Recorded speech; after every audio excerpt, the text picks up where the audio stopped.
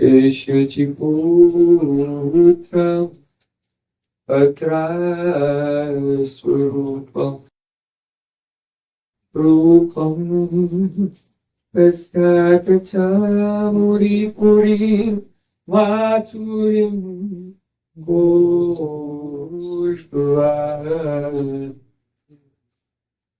Radha Kundal Girivaram Oh Radhika Madhuvastam Pratoyas Pratita Kripaya Shri Guru Tam Vanatosi Gurave Gaura Chandrai Radhikai Tadale Krishnaya Krishna Bhaktai Tadvaktaya Namo Anandadaya Vigrahaya Dimabhativyacchavi Sundaraya Tasmai Mahaprima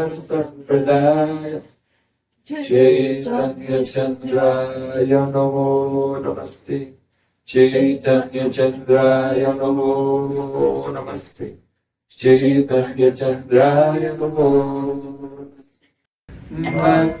Bhaktya-vina aparadharshe Tirthasta-kamari Gauranga-mati Vibhavahitam Sharanam Brahmanda Vrinde Namaste Charanara-vindam Vrinde Namaste Charanara-vindam Govinda Damodara-madhaveti Govinda Damodara-madhaveti Govinda Damodara-madhaveti Govinda Damodara-madhaveti Everyone. Hey Krishna, Hey Yadava, Hey Saketi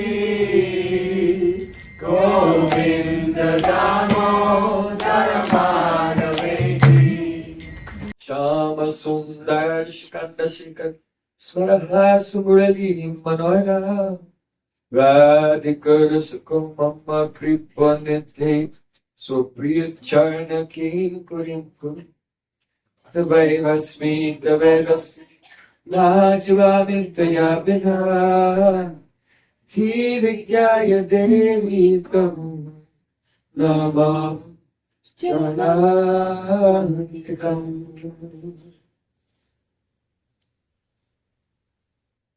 Verse 2. I offer my sustained Dandavat Pushpanjali, my heart like flowers, thousands and thousands of times at the lotus feet of my holy master, my supremely worshipable spiritual Gurudev, Asmadiya Paramaradhatama, Guru Pada Padma, Nitya Līlā Parvish Om Vishnupada, Ashtota Rasata Sri, Rupa Nugacharya Vaya, Sila Bhakti Vedanta Narayan Goswami Maharaj. Secondly, I offer my pranam thousands of times at the lotus feet of my Param Gurudev, to Srila Prabhupada, and to all of our Sri Rupanuga Gaudiya Guru Parampara. And finally, I offer my pranam to all of his assembled Vaishnavas and Vaishnavis.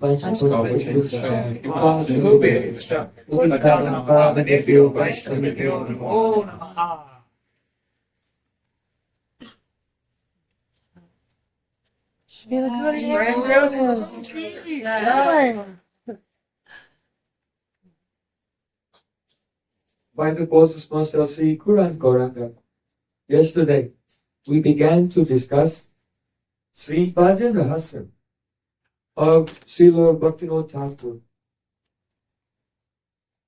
We discussed the overview of the entire text and the first chapter and something of the second chapter. The first chapter describes the stage of a Shraddha, faith.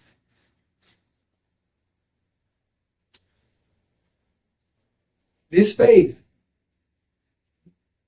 comes from hearing the glories of the holy name from pure Vaishnavas who have realized the holy name. If a Vaishnava is chanting purely and having the darshan of Sri Krishna, if one will hear, then surely the Shraddha will appear in the heart. If one will hear with honor, very humbly, with respect, then faith will come in the heart. And that devotee will very seriously take shelter of the holy name. Now, Srila Gurudev in his commentary, he gives the example of Srila Haridas Thakur. Srila Haridas Thakur, he was arrested by the Qazi and brought before the Nawab, the Muslim emperor. And he said, the Qazi said, oh, this person is born in a Muslim family, but he's chanting the name of the Hindu god. This is a blasphemy. So then the king said to him, oh, why are you chanting the name of a Hindu god? Srila Haridas Thakur said, there is only one God, there is only one Supreme Lord. And everyone worships that Supreme Lord in the way that the Lord who is in everyone's heart inspires them to worship Him. All right. So there is only one God. That same God you are worshipping is the same God I am worshipping. But in my heart He has inspired me to worship Him this way, by chanting the holy names. Hare Krishna, Krishna Krishna, Hare Hare. Hare Rama, Rama Rama, Hare Hare. So then, the Chankazi, he said, oh, if he will continue to chant the names of a Hindu god, then he'll set a bad example, and other persons from our community, they may also follow him. So we should give him a very severe punishment. So then the Qazi was very envious and wanted to have him executed actually. But the Nawab, he wanted to give him at least some chance. He said, so he told him, just to stop chanting these names. He wanted to give him a chance. So Srila Haridas Thakur said, Kanda kanda hoy deya jai jadi pran, tabu amabadanena choriyadi harinam. You can cut my body into thousands of pieces, and my pran may leave, but my tongue will never stop chanting. Hare Krishna, Krishna Krishna, Hare Hare. Hare Rama, Rama Rama, Hare Hare. This is Nam Nishta, firm faith and loyalty to the name of Sri Krishna. So this, in Bhajana-rahasya, it is indicated from the beginning, by hearing about the glories of the holy name, then one should take full shelter of the holy name. Don't think that Bhajana-rahasya is in the first chapter you chant 16 rounds. And then you go to the second chapter and the third chapter and the fourth chapter and you're still chanting 16 rounds. Bhajana-rahasya is not like this. In the first chapter, by hearing the glories of the holy name, how it produces the 7 excellent, super excellent results of cleansing the mirror of the heart, of extinguishing the blazing fire of material existence, of opening the night blooming lotus of the heart by its tender, gentle rays, and awakening Vidyavadu Jivanam, transcendental knowledge, the Anandam Buddhi Vardhanam, and then Bhav comes, the ever increasing bliss, Pratipadam Punamritas Vardhanam, and then one tastes the full nectar of love, Pratipada, that means in every part, in every Hare Krishna, Hare Krishna. Part means every part of the Mahamant, every word of the Mahamant. Savatma Snapanam, and the entire one's, Atma means body, mind, intelligence, senses, pran, determination, and soul, everything becomes completely immersed in the nectar of the holy name. That is the Sarvatmasna Param. Param Vijayate Shri Krishna Sankirtanam. Oh, glories to that chanting of the holy name. Upon hearing this, then one should immediately begin to chant more and more and more. And then, what is described, if in the first chapter one begins to chant at least 64 rounds, 1 lakh, or better, 2 lakhs. And Haridas Thakur is super excellent, 3 lakhs. But at least 1 or 2. Then he can experience what is described by Srila Bhaktivinoda Thakur in chapter 2. So, it is starting. What is described here is not for the person just on the first day when you receive initiation, 16 rounds. If 10 years later you're still chanting 16 rounds, then where was the progress? Where was the progress? Our Gurudev, once he was in France, and he said, 16 rounds is like 1 drop of water in the desert. If you are dying of thirst and you're wandering through the desert, and then you meet someone, and he said, I'll give you some water, and then he gets 1 drop and drops it in the sand. And then you jump in the sand and try to suck down. But nothing. So like that, if that is just to begin, just to get started. So, being like Srila Haridas Thakur, having such a nishtha, I will continuously chant. Even if someone will try to kill me, whip me in 22 marketplaces. You know, he was taken away and whipped in 22 marketplaces. His bones were broken. His flesh was hanging off. They couldn't believe, why is he not dying? But he was still chanting, Hare Krishna, Krishna Krishna, Hare Hare, Hare Rama, Rama Rama, Hare Hare. The soldiers, they became tired from beating him and they said, oh, Haridas, why don't you die? Because if you don't die, then the Qazi will punish us. He probably thought that we were going soft on you. Haridas Thakur said, oh, why didn't you say? And then he went into samadhi, into trance. So he wasn't breathing, there was no breathing, there was no pulse in trance, and they thought he was dead. And they put the so-called dead body in front of the Qazi. And they asked, so he's dead now, shall we bury him? The Qazi said, no. Burial is for a good Muslim. But he was a heretic. So just throw him in the Ganges. So then they threw his body into the Ganga, and for some time he floated. And then he climbed out of the Ganges on the other side of the river. And he was completely healthy and completely healed, not a scratch. By the power of the holy name. Why? Because Srila Haridas Thakur is the combining incarnation of Brahma and Prahlad.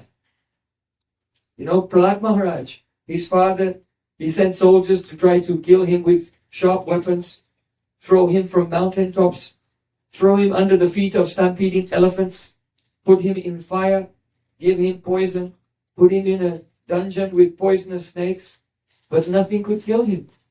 What is this? This is the Naam Mohima, the glories of the holy name. Because he was always chanting purely Shuddha Naam. And he was always completely protected. So that very Prahlad Maharaj, who underwent the tortures of Hiranyakashipu, now the Qazi was having him tortured, but he was unaffected.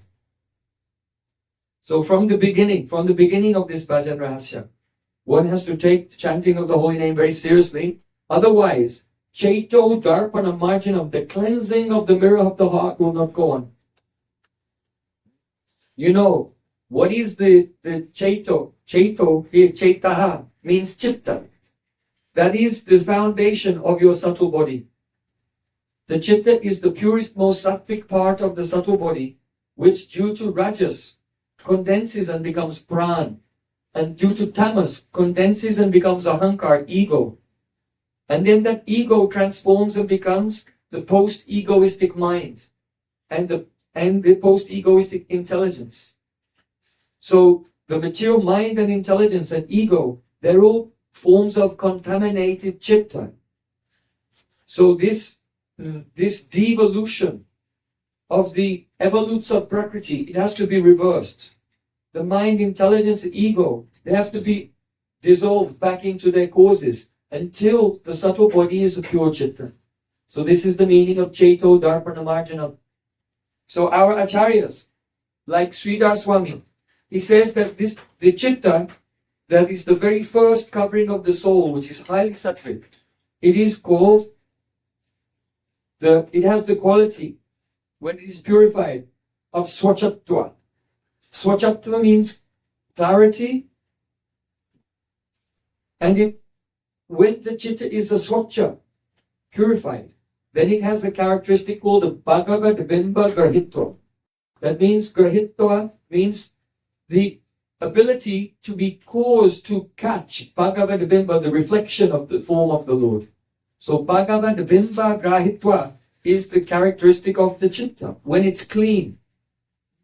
And then, so when the person is chanting and hearing the holy name deeply, after some time, then he will see the Shabdarcha, the sound form, the sound deity form of Sri Krishna.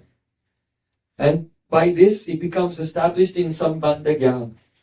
He understands this is, Krishna is Bhagavan, God. This world, this is material energy. I am Jiva. I am the soul that does the energy, and I can either be absorbed in the material energy or I can be absorbed in the service of Krishna. So Sambandha Jnana is not a list of theoretical concepts that you have to memorize. That is not Sambandha Jnana. Sambandha Jnana comes when we have the darshan of Sri Krishna. It is not a direct darshan, it is a reflection in the pure chitta. The direct darshan will come in the stage of bhav, that stage. So, Sambandha Jnana will come, and only the darshan-may Sambandha Jnana, that is the Sambandha Jnana which includes the vision of Sri Krishna, only the darshan-may Sambandha Jnana leads to the bheda-abheda-tattva, the actual process of Shuddha Bhakti. Without the darshan-may Sambandha Jnana, first Sambandha Jnana, then there is abhidaya. And then the abhidaya is that is a darshan-may abhidaya also. And it leads to the darshan-may Prayojan of Prem. So, from the very beginning, one must take the holy name very seriously, and it is a faith, a saddha, that comes from associating with pure Vaishnavas and hearing from them deeply, serving them. Otherwise, if we don't have the service mood, then the sound of their words, it will bounce off our ears. It will not go in the heart. So, chapter 2 describes sadhu sangha, bhajana kriya, and anartha nivritti. Srila Bhaktivinoda Thakur here in the Bhajana-rahasya, he explains that the anarthas which are covering us, by which we cannot experience the Supreme Lord and His transcendental world, those anarthas are of 4 types, 4 main categories, and each anartha also has 4 types. First of all, consider ontologically or metaphysically what is anartha. Our chitta, it is contaminated, and there are movements of prana in our chitta. That is called chitta vritti. All of our thoughts and feelings and perceptions are caused by chitta vritti, the movement of prana in our chitta. So, those vrittis which cover our awareness of our spiritual identity, they're called anartha. So Prabhupada Bhaktisiddhanta Thakur gives the definition of anartha. Chaitan dharma avarnamayi vritti. Chaitan dharma means our dharma, our nature of being a conscious being. Because we identify with the gross and subtle physical body, but actually we're chit. We are transcendental beings. So the Chaitan, we have Chaitan dharma, conscious nature, we are not material. Chaitan dharma avarnamayi. Avarnamayi means that which covers. So Chaitan dharma avarnamayi vritti, this is the definition of anartha. The movements of rajas and the inertia of tamas within our chitta, which covers our intuitive understanding that we are transcendental beings and part and parcel of the Supreme Lord. Mamaivanso jivaloke jiva bhuta sanatana. So all of the anarthas are some type of tamasic and rajasic vritti, all of them. But they manifest in 4 different ways. So the first one is called Swarup Brahm. Swarup Brahm. That is the Brahm, the mistake or the illusion about Swarup, the nature of oneself. And also the supreme and other things. We'll go into more detail later. Swarup Brahm. So, a mistaken understanding about one's identity and the nature of reality. The second anartha is Asat Trishna. Asat means Asat. Sat is eternal. So Asat, temporary, Trishna, thirst. Our mind and senses, they have a thirst for temporary things. Then the third anartha that must be removed is aparad. Apagata rado yasmad iti aparadaha. Rad means a priti, affection. So that which causes our affection to vanish. That is called aparad. Rad can mean also pleasure. So our activities, we try to act to please Sri Krishna. But when we do aparad, then we act in such a way that causes that ability to give pleasure to the Lord to vanish. We no longer please Him.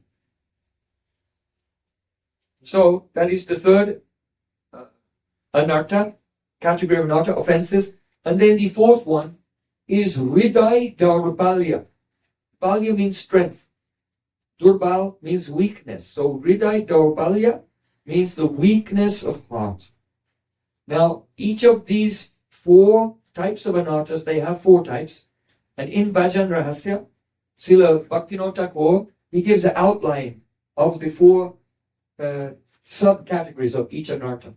So the first one, Swarup Brahm, mistake about the nature of things. The first one is Jiva Swarup Brahm, not understanding the nature of the Jiva. Some persons, they think that the Jiva just comes about by the upadhi of Maya on Brahman. And when the upadhis of Maya have gone, then you become Aham Brahmasmi, then you become one with Brahman. You were always one, but it was just an illusion that you were not. So, no, the Jiva, Jivera Swarupoy Krishna Nitya Das. Every soul is an eternal individual, and every soul by his very nature is naturally completely subordinate to the will of Sri Krishna, only serving Sri Krishna. So we are by nature Sri Krishna's servants. The next one is called Paratattva Brahm. Mistake about the Paratattva, about God. God is one. There is nothing in Bhagavan which is a material. He is the Advaya Gyan Tattva, non-dual conscious reality. Unless we are ourselves are in Advaya Gyan, our consciousness is beyond duality. There's no question of experiencing Sri Krishna. Not even Sri Krishna's name. Prabhupada Bhaktisiddhanta Thakur, he said that if a person hears the name of Krishna, then it will produce one vritti in their mind. And this is, oh, Krishna. It will actually, if you hear the name of Krishna, Krishna himself will appear. That is vidvatradi vritti. But if a person hears the name of Krishna and they think of Krishna, but still in their mind they have the conception that there's something separate from Krishna, something independent from Krishna, or that there is any object of the world that can be enjoyed by me. If you still think like that, that means you did not hear the name of Krishna. Understand what it means to hear the name of Krishna. It's not just Krishna. Oh, yeah, I heard it. Did you hear it? Yes, I heard it. To actually hear the transcendental name produces a transformation of consciousness. And so when the actual holy name of Krishna pierces the material covering of our ear, and our soul hears the name of Krishna, then there is no possibility of arop, the superimposition of the concept of bhogya vastu. That means that anything in existence can be enjoyed by anyone except for Krishna.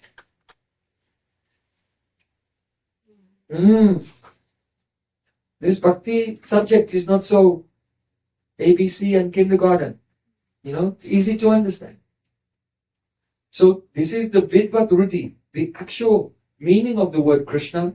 When we hear it, then nothing in existence is independent or separate from Sri Krishna, and there's no bhogya vastu.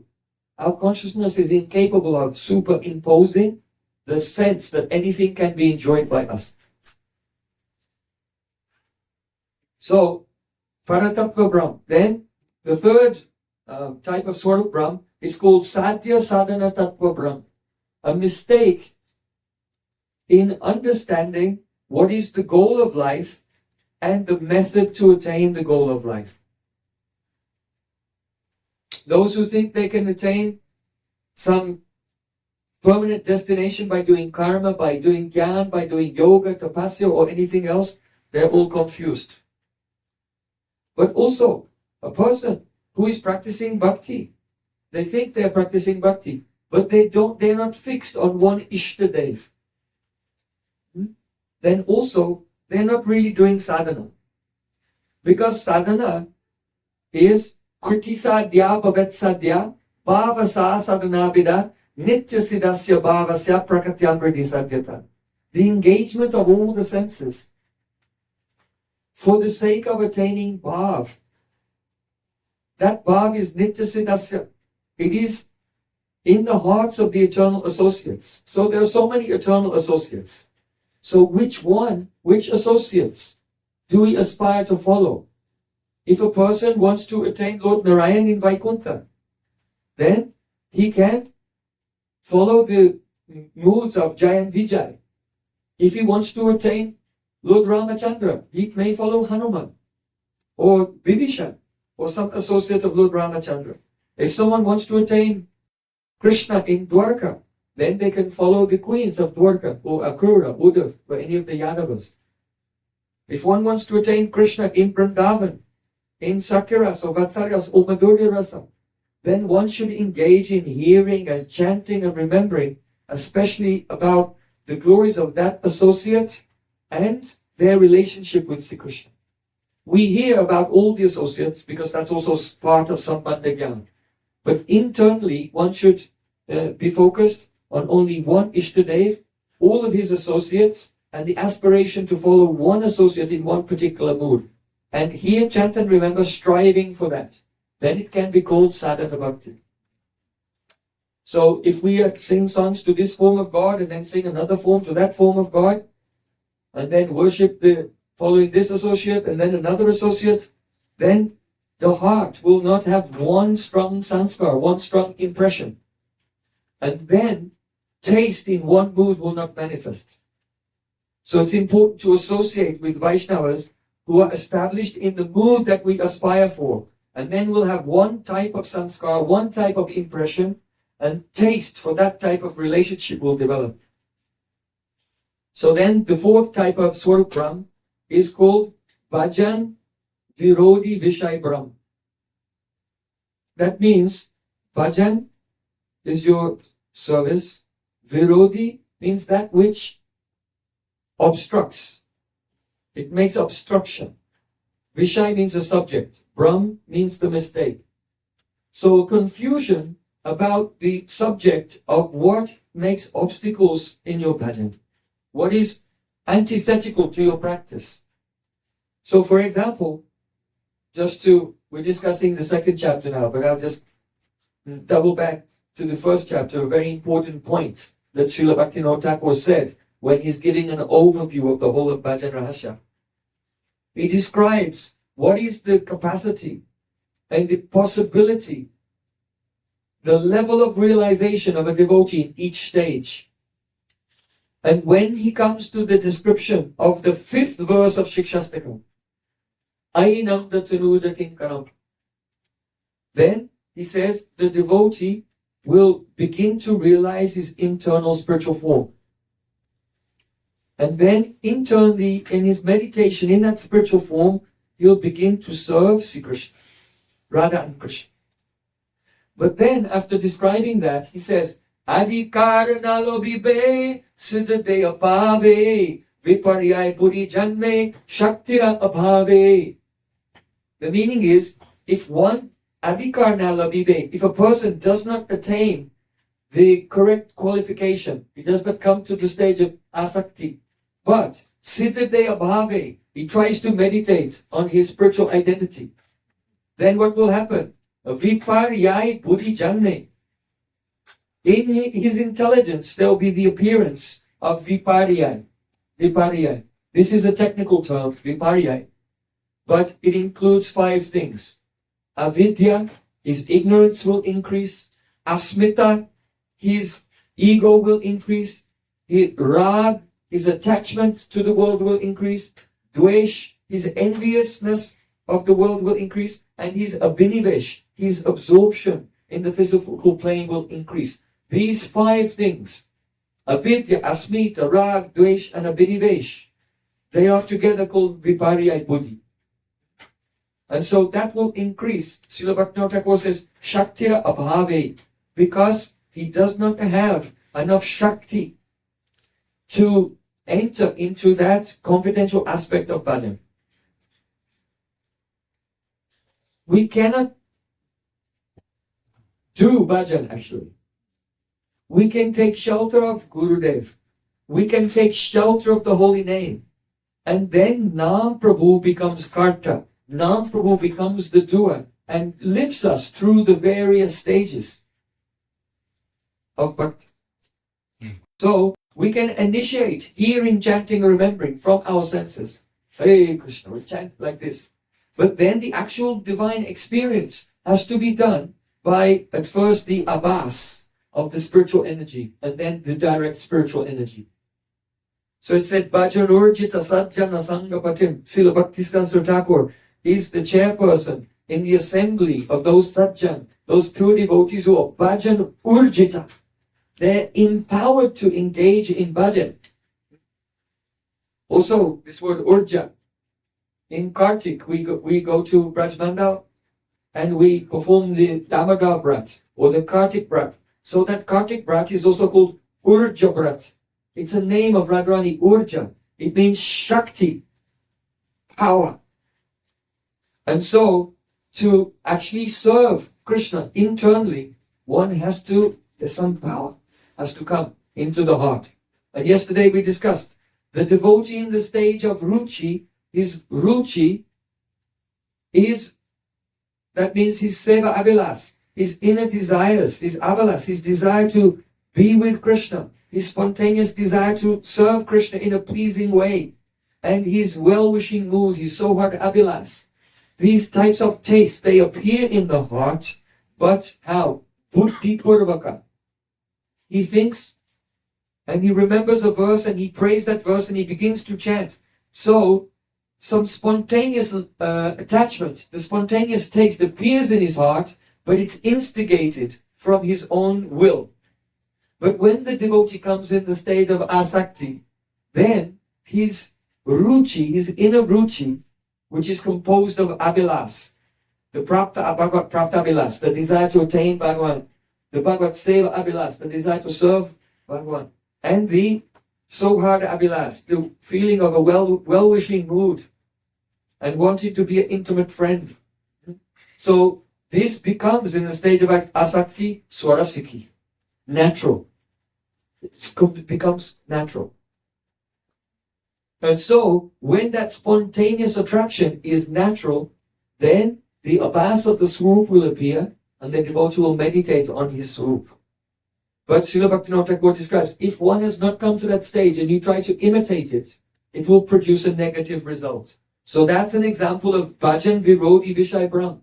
That such a person is confused about what will actually help his bhajan and what will actually become an obstacle in his own bhajan. Srila Jiva Goswami also, in Bhakti Sandarbha, he speaks about what is bhav virod, what will obstruct the development of one's mood. And so he describes that the pastimes of Radha and Krishna, the loving pastimes of Radha and Krishna, these are the param, supreme. It is the supreme Līlā, Madhurya-rasa. The amorous loving pastimes of Radha Krishna, there's no doubt about it, they are param, they are supreme. But they are rahasya, they are confidential. And the rahasyata, that means the degree of confidentiality, is measured by how much contact the limbs of Radhika and Krishna have with each other. The degree of contact of the limbs of Radha and Krishna, to that degree, the Līlā is called more and has more and more rahasyata, more and more confidentiality. So, it is said that if by hearing, chanting or remembering any confidential pastime of Radha and Krishna, that the mind or the senses become disturbed by purush vikar, that means an enjoying mood. One has any physical transformation in the body or in the mind, then even though those pastimes are very high, then for that devotee, it is virod. It is an obstacle for him. He should not try to think of those things. Think of some pastimes, separation pastimes. Krishna is in Mathura, Radharani is crying. The separation is more safer approach. Gradually, as more realization comes, then those pastimes will be revealed to him. But if you try to understand by force, the body and senses will become disturbed and it will go in the other direction. It is also virod. Srila Jiva Goswami said, if a person is in the dasaras or some types of sakyaras and vatsalyaras also, for them to hear and chant and remember the romantic pastimes of Radha Krishna, it will be bhav virod for them. So they should not do that. So we see in Jaiva Dharma that in Jagannath Puri, Vijay Kumar and Brajnath, they are learning from their Bhajan Shiksha Guru, Gopal Guru Goswami.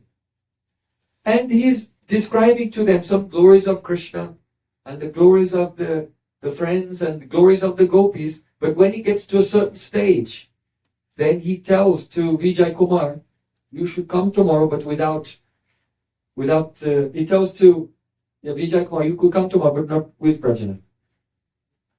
Why? Because he was a follower of Subal, he was in Sakyaras. And so he wanted to tell very confidential things about the very intimate services of the gopis to Sri Krishna in Madhurya Rasa. And he knew that it would be virod for the devotee who was in Sakyaras. So these are just some examples of that one. That's the fourth type of Swarup Brahm. It's called Bhajan Virodi Vishay Brahm. Now we come to the second type of anartha, Asat Trishna, the thirst for temporary things. So the first level, the first one, is thirst for things in this world. The second one is thirst for things in Swargalok, in heaven, in the planet of Lord Indra. So those of you who are coming from the Vedic culture of India, they do know many persons they do yagyas. Why? So that when they die, they can go to Indralok, to Swarga, and there they can dance with Menaka and Urvashi and all the society girls there, and enjoy a very long life and luxury and opulence and sense gratification. So the first one is desire for things in this life. The other is the thirst to enjoy in the next life.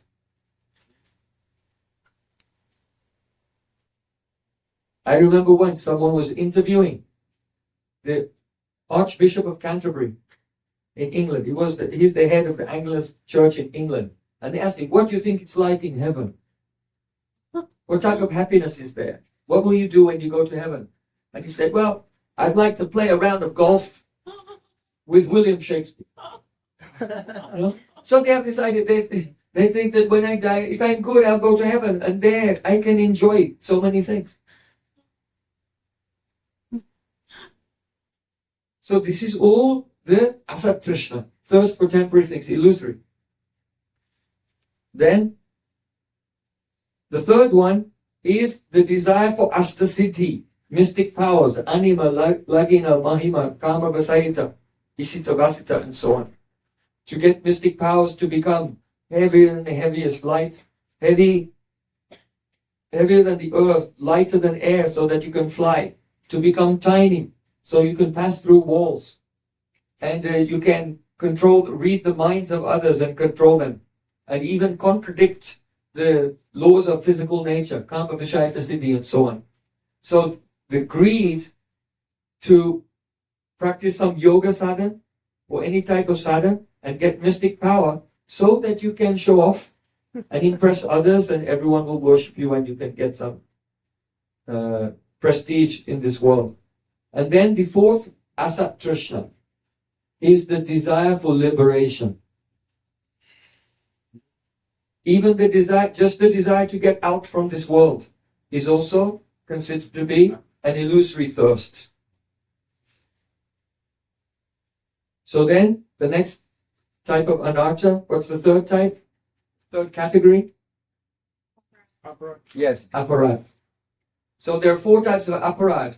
The first one is nam aparad, the 10 offenses to the holy name. They should be studied very carefully.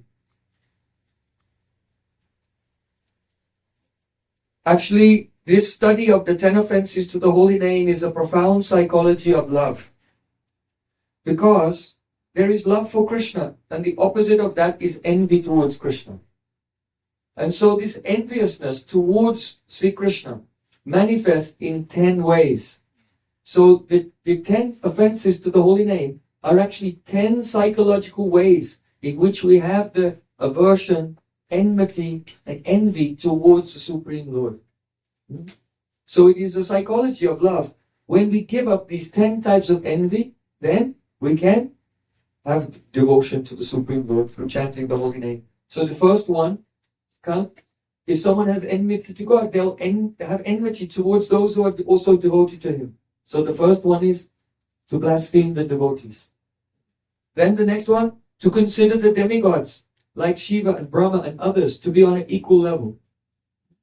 This is like, if someone is very great, and you have enmity towards them, and someone said, oh, this person is so wonderful, he can do this and this. And then you say, I know someone else who can also do that. Right? You make someone else equal. It's actually a psychological way of trying to bring them down. So when the Vaishnavas and the Shastras say, Krishna is the Supreme Personality of Godhead, then those who are envious say, oh, Shiva is also supreme, and Durga is also supreme, and Ganesh is also supreme. Like this. So by making demigods, it's a type of envy towards Krishna. Also here, it means to think that the qualities, the form, the qualities and pastimes of Krishna are different from his name. That is also, you see, the Sanskrit of these offenses to the holy name has multiple meanings. So it's not really exactly 10 offenses, there's actually more than that. But it's described. 10 offenses, but they have multiple dimensions. So Srivasya Sri Vishnu Yahya Gunanama Hi Sakalam Dhya Binna Pasyat Sakalu Harinama Hitakara. One meaning is to think that demigods like Shiva, they're separate from or independent from Krishna, and the other is to think that Krishna's name, Krishna's form, qualities and pastimes, which are Shiva, that means auspicious. Krishna's auspicious form, qualities and pastimes are different from his name. You understand? So the same line says two different things. You can take Shiva to refer to Shiva, or you can take Shiva as an adjective to the qualities and the associates and pastimes of Krishna. So you think either Shiva is independent of Krishna, or you think that Krishna's auspicious names, auspicious qualities and pastimes are different from his name. Like that, both meanings are there. And then Guru Avagya, to disobey the spiritual master, Shruti Shastra Nindanam, to blaspheme the Vedic scriptures. So what this actually means, it doesn't mean that you say the scriptures are bad. What it means is this, that the gist of the scriptures, the essence of all the scriptures is bhakti and chanting the holy name. So if you study the scriptures to get something else, or you're teaching, putting the emphasis on something other than the holy name, then you are subverting the ultimate intention of the scriptures. And that's Shruti Shastra Nindanam. See? It's not just saying, oh, the scriptures are bad. Because there are many people, they're not saying that. But only to put some emphasis on something other than pure bhajan. That is to subvert the purpose of the scripture. Just like you, if you say something, you want something and you speak about it, and then someone takes your words and twists it and makes your intention seem like it's something else, then that will be an offense to you, right? So if you subvert the emphasis of the scriptures, it becomes an offense to the scriptures.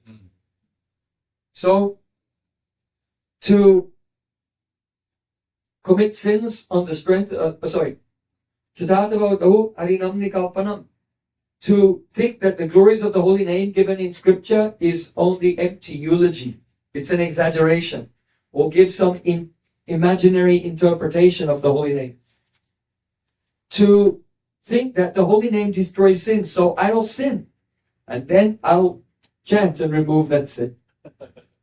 Srila Bhaktisiddhanta Thakur, in this Vedic wisdom tales, he's explaining the history of Ajamil, and he said that for the neophyte devotees, then we say that at the last moment of Ajamil's life, he said Narayan, and because of calling his son Narayan, it was Namabhas, and so he was saved from death. He was saved from the Yamadutas.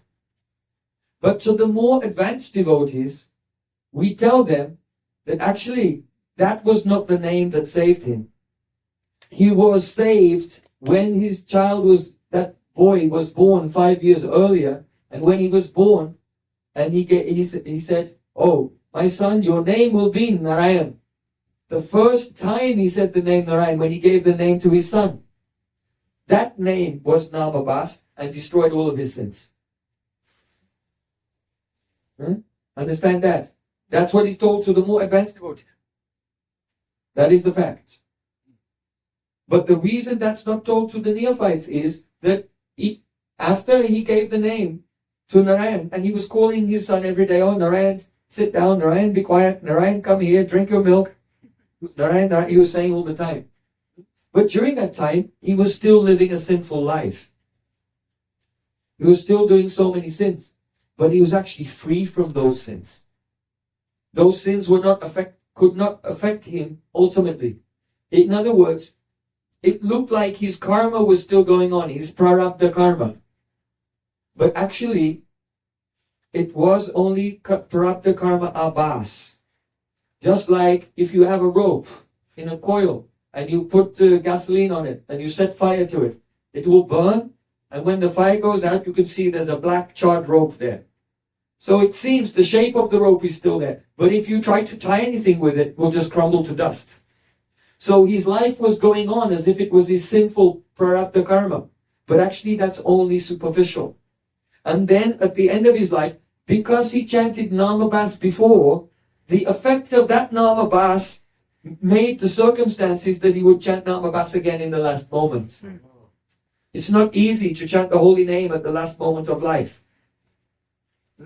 In the last moment of life, your whole life will flash before your eyes.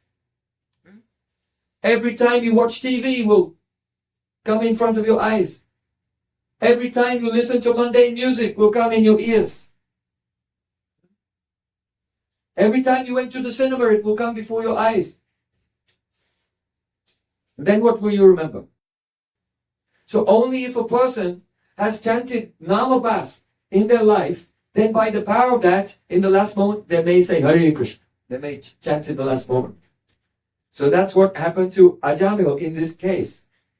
But what is revealed was, his sinful life was going on, But by the power of Namabhas, he found at the end that his karma did not drag him to hell and did not make him become subject to the various reactions of sinful life. He was liberated from all that karma. So, hearing this, if the neophyte devotee hears the more advanced, profound explanation, they may think, oh, well, I must have chanted Namabhas at some time, so now I can do sinful things. And in the end, I'll chant the holy name, and I'll get no reactions. I have my insurance policy, and my license to sin. The neophytes can think like that. So, the thing is that Ajamil, he did not deliberately sin thinking he was free from sin. He just thought, I'm a sinner and I'm sinning. So he wasn't sinning on the strength of the power of the holy name. But if a devotee has heard about the power of the holy name and then sins on the strength, nam nobala dyasya hi papa buddhi, then that is not a sin. That is aparad. And it will stick. And it's very, very hard to remove for many lifetimes. So this is a very interesting example because Srila Bhaktisiddhanta Thakur uses the history of Ajamil to show to us how the pure Vaishnavas, they present the Srimad Bhagavatam and the Shastra in such a way according to the adhikar of the persons they are addressing. Out of kindness. So, then the next offense is to consider the holy name equal to the performance of pious activities. This is an offense. So then you may say, I don't think that the chanting of Hare Krishna is equal to doing karmakanda yagyas. I don't think that. But what is the result of the karmakanda yagyas? Worldly enjoyment. So if you chant the holy name, and you're thinking, I'm going to chant the name so Krishna can give me this worldly enjoyment, then you're using the holy name in the same way as you would be using the karmakanda yagyas. So you've equalized them.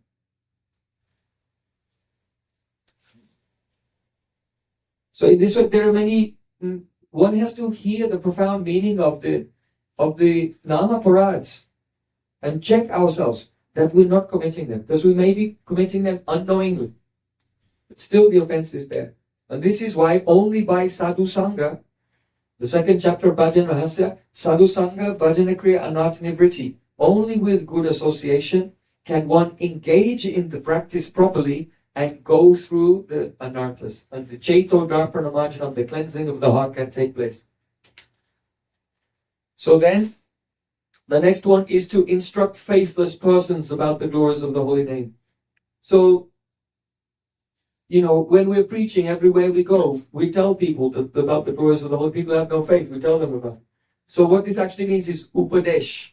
It means giving initiation to faithless persons. In other words, when a guru gives initiation to the disciple should also give some pranami, some dakshina. So then someone may think, oh, I'll become a guru and make a business. But there's not many people who are interested in chanting. Never mind. Let me find some faithless persons and say, oh, this will be good luck. And give initiation to people and make the ceremony. Take some pranami, take some dakshin. But give the name to persons who have not actually developed faith in the holy name. So, that is an offense. And it's more related to the making some business out of the holy name. And also, if persons are against bhakti, if you try to speak to them about the glories of the holy name, they may commit more offenses. So the more profound explanation of the holy name should be given to persons who have an interest. And only a devotee who has realization can first impart the Shraddha and then give the holy name on top of that. You understand? So if a person doesn't have realization and they start to give the holy name, they cannot create the faith in the first place. And then they give the name and it becomes this offense. So then, the next one, Sutva pi nama mahatmyam yapriti rahito dama aham mamadi paramo namni sopya paradakrit. It means even after hearing so many instructions on this matter, to not have affection for the holy name, to remain without affection for Nam Prabhu, and think, aham mamadi paramo. Prabhupada translates this to maintain material attachments. Aham mamadi, the sense of I and mine related to the physical body. It's an offense to maintain the material attachment of bodily identification. Don't hold on to it. By our will, the volition of the soul, the soul is pulling the mind and senses towards itself. Manashastrani indriyani prakritistani karshati. The soul, by his will, just as a magnet attracts iron filings, the soul, by his will, pulls the atoms of the senses and the mind towards himself, and he takes them from life to life, from body to body. So the soul is the tiniest atom of consciousness in the heart, and the five senses and the mind are also have atomic forms, and their powers are spread throughout the body, and the soul, by his will, is drawing them. So we willfully turn away from God and want to enjoy the material world. That will has to be changed. If after hearing so many instructions we still set our intention upon that track, then it's an offense to the holy name. Srila Sanatana Goswami also says that aham mamadi paramo, to consider myself in a superior position to the name, means to think that I can control the name. The name is Jiva Deen, it's under the control of my tongue. As soon as I move my tongue, Hare Krishna, God appears. Not like that. But rather one should pray, let my tongue should be Nam Adin, under the control of the name. That by continuously chanting, that gradually, first I may be chanting Namaparad, but Namaparada Yuktanam, Nama Neva Harantigam. Those who are those who have committed offenses, if they go on chanting continuously, and they show Nam Prabhu that they are persistent and loyal and determined to serve him, then after some time, Nam Prabhu himself frees the devotee from the offenses committed to himself. So, and then what happens? When the offenses are forgiven, then Nam Abbas appears. And the Nam Abbas will destroy the darkness of ignorance. Yada baso pyudvan kavalita bhavatwanta vibhavo disham tatvandanam api dishati bhakti pranayanim janastasyodatam jagati bhagavan nama karane kritite nirvakta kahya mahimanam prabhavati. Rupa Goswami in the third verse of Namastakam. There he says, only the Abbas, this is the light emanating from the pure name, will devour the darkness of material existence and give one a vision of the divine realm of bhakti. It's amazing. So he said, Kritite nirvakta kaya mahimanam prabhavati. What kind of pandit, what kind of scholar can even understand that? The scholars, what are you talking about? Just the Abbas of the holy name will devour the darkness of material existence and give you a vision? Yes, yes. So from Nishta, when mostly apparats, there's still something when most are gone, then the Nam Abbas will begin to realize Krishna's form, and then in Ruchi, his qualities and associates, and in Asakti, your form, and some pastimes, and then Bhav will come. So, Nam Abbas will do this, and then when Bhav comes, then that is a Shuddha Nam. Shuddha Sattva Visheshatma Prema Sturyam Susabhyabha. Along with the appearance of Shuddha Sattva, there is the experience of the Shuddha Nam actually makes that Shuddha Sattva appear, Bhav, in the heart. So, don't think that I can control the name. Only we're chanting and we're waiting for Nam Prabhu to descend as Nama Avatar. Kali Kali, Krishna Nama avatar. In this age of Kali, the Nam, Kali Nama Rupa Krishna avatar. The avatar of Krishna is the holy name. So we are chanting Hare Krishna, Krishna Krishna, Hare Hare, Hare Rama, Rama Rama, Hare. And begging for the avatar of the holy name to appear. And then, actually, this is the real Shuddha Nam. So, these are the 10 offenses to the holy name, and also inattentiveness. Api pramada. Pramada, inattentiveness, is of two types. If there is attentiveness which is not willful, in other words, just because our consciousness is in a lower state, so we're not so concentrated, so it sometimes goes here or there, but we quickly try to bring it back and focus on the shelter of the holy name, then that inattentiveness, which is happens to us in a helpless condition, we cannot help it, but we're trying, that will be in the category of namabhas. It will not be an offense. But willful inattentiveness, like if you take your japamala and you start to chant Hare Krishna, and then willfully you start thinking, today I have to go shopping, I have to buy this, this, and this, and you're doing some planning, or you're trying to multitask. I'm going to chant, I'm also going to plan my day. Multitasking. This is willful inattentiveness. So this is namapara. So don't be scared that every time your mind wanders a little bit, I made offense. Nam is very merciful. But we should not willfully be inattentive.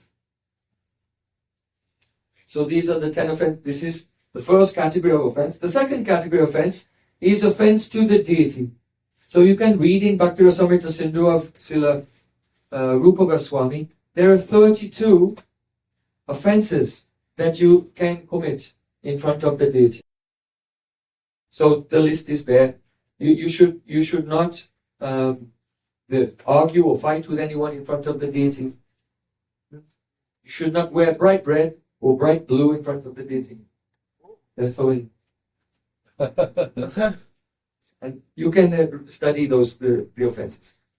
Because the point is that when we come in front of the deity should be the center of attention. So if you come in all, trying to attract the attention of others away from the deity, should not do this. So, then, the third category of offenses is to Diya. Offenses to those things connected with Krishna. The devotees, to Giraj Govardhan, to the Ganga, to the Jamuna, and to the holy dhams, Jagannath Puri, Navadvip Dham, all the Dham apparats, Braj Dham. And then the fourth type of offense, the fourth category of apparat is to offend, to be envious towards any living entity. Doesn't matter, people today take offense for anything. But you should not have enmity towards any living entity. That's the fourth type of offense. Because Chaitanya Mahaprabhu said, Uttam heya apana ke manitrana dham, jibe saman dibe, Krishna adhistan, jibe saman dibe, jani Krishna adhistan. We should know that Krishna is in the heart of everyone. And so because Krishna is in the heart of everyone, we should be very humble and not make offense to anyone, give respect to every living being. Jive saman deve jani Krishna adhistan. Saman means honor. Every person that we meet should properly honor them as being the vehicle in which Krishna is living in their heart. So then we come to the fourth of the four types of anarthas, and that is, what was the fourth type, fourth category? Tell me. Yes. Well noted. Well spotted by turning back the pages of the notebook to see what the answer was. Yeah. So, Hridoy Durbalya, the weakness of heart. So what is that? The weakness of heart, Hridoy Durbalya, is four types also. The first one is Tuja Sakti. Tucha asakti, the attachment to worthless things which are not related to Krishna. Tucha means insignificant things. So keeping attachment to insignificant objects which are not related to Krishna is tucha asakti. Then the second one is kutinati, being deceitful, being hypocritical. The third one is matsarya, enviousness. The word matsarya, envy, comes from the word matsya. What does matsya mean? Fish. So matsarya, enviousness in Sanskrit is the word is like fishiness. What does that mean? It means that if there's a pond of water and the fish are living there, if there's a big fish in that pond, he sees the small fish who have just been born and he doesn't want the small fish to grow up. So he just comes and swallows them. He's swimming around swallowing the small fish. So this is the envy, matsarya. And especially it refers to a feeling of burning, seeing the prosperity of others. If another person is more beautiful, more intelligent, more talented, more wealthy, or whatever it is, by whatever metric you deem to be valuable, because all these worldly metrics, they're not valuable at all. But if we have a materialistic consciousness, we think they're important. And then if someone by those metrics is superior to us, then we may feel some enmity towards them. So that is called matsarya, and that is it's a weakness of heart. If someone is chanting the holy name and serving their Gurudev, some power comes and the heart becomes steady. And that means that they become impervious to these types of low-class emotions. But if we don't chant every day very carefully with discipline, and we don't engage our senses in the service of Guru, then the heart becomes very light and very turbulent.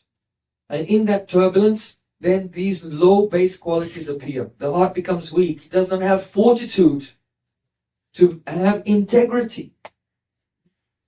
So that is the third one, matsarya. And then the fourth weakness of heart is pratishta, the desire to be honored, to be worshipped by others and have status in society. So in Hari Bhakti Vilas, actually in Bhajana-rahasya also, Srila Bhaktivinoda Thakur quotes this verse from Hari Bhakti Vilas, that Sarvanata Sarvachagapyapeyaya Sarvanata Bhuvasthite Kuryu Pravishta Vishtaya Yatnam Maspashane Param. The meaning is, you may have given up everything. You may have renounced everything in this world. And also given up all anarthas in this world. But still, pratishta will remain. It's the last one. This is the last thing which will not go away. Pratishta, the desire for prestige. So yatnam maspashane param. One should be careful. One should not touch it.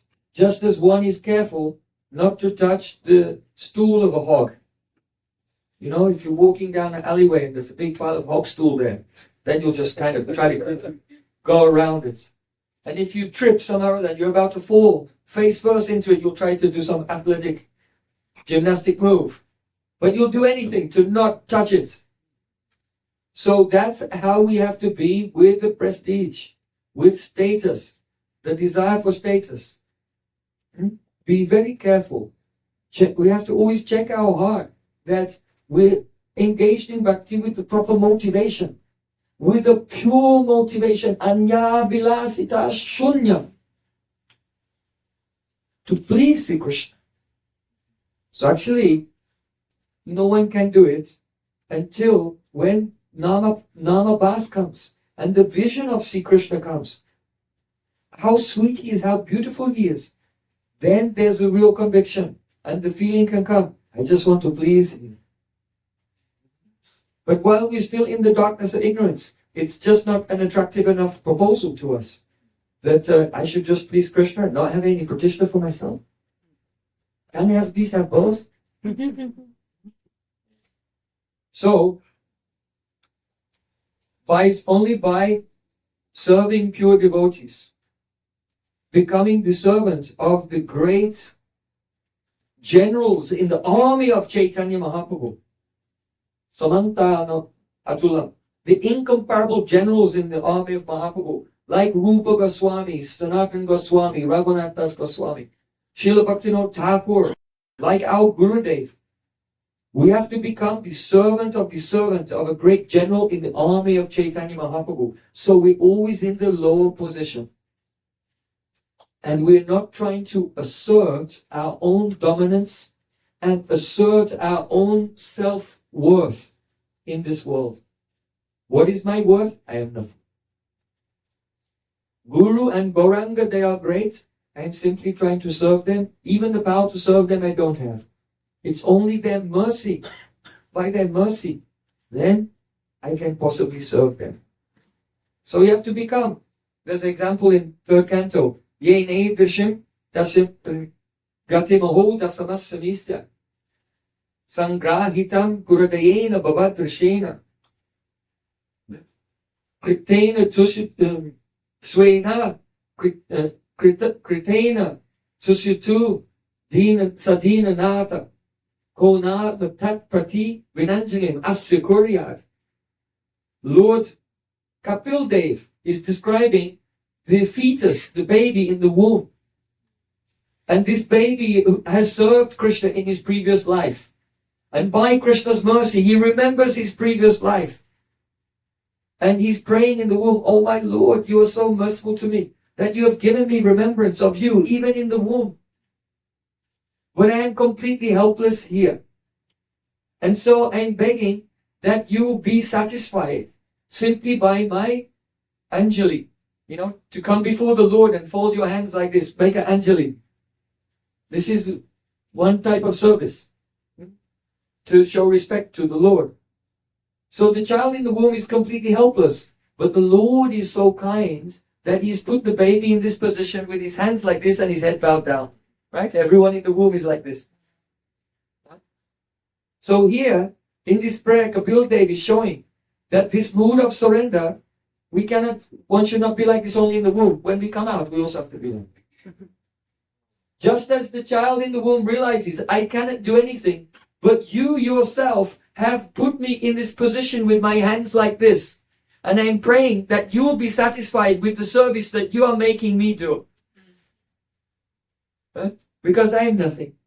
So now when we come out from the womb, we should also have that mood. That whatever service, whatever good things we do, it was only Krishna's mercy. And if we make any mistake, we can take the credit for that. All the things that I did wrong, those are mine. And anything I did right, all the credit goes to Guru and Gauranga. Shri Guru Gauranga Jayataha. All glories to Guru and Gauranga. No glories to me, all glories to Guru and Gauranga. We say this every day. Guru Gauranga. Okay. So, this is the only way to overcome Pratishta, to be the Vaishnav Das Anudas. So, let's see. We have discussed the meaning of chapter 2 of Bhajana-rahasya. It refers to the cleansing of the mirror of the heart, the process of associating with sadhus, engaging in bhakti, and then the anarthas gradually going away, so the heart becomes steady. That means the Chaitan Dharma Avanaramaya Vritti, the movements in our consciousness which are covering our spiritual nature, that they're being eradicated, and we come to the platform of Sambandha Gyan, actual realized Sambandha Gyan. So this is the meaning of chapter 2 of Bhajana-rahasya for the Ajata Rati Sadhaka. And now, because Madhurena Samarpayat, we always have to end with the sweetness. So now we'll discuss what does the second Yugal Nam, the second Hare Krishna, what does that reveal to the devotee who is the Jata Rati Sadhak? For those who attain Bhav, the significance of the second chapter refers to the Prātā Līlā. So yesterday we discussed from 3:36 in the morning to 6 o'clock, that is the Nishanta Līlā. And during that time, Radha Krishna, they wake up, they're very happy to be together, but there is the feeling of impending separation, because soon the sun will rise. And then they have to leave the Kunj of Vrindavan and make their way back to their village. And Radhika somehow, by the aid of her Sakhis, sneaks into her house and takes rest in her bed, in the Chandrashala, in the high tower that was constructed for her by her father in the Jatila Haveli, in the home of Jatila, her mother-in-law. And Krishna goes and he lies down and he falls asleep on his bed in Nandagaon.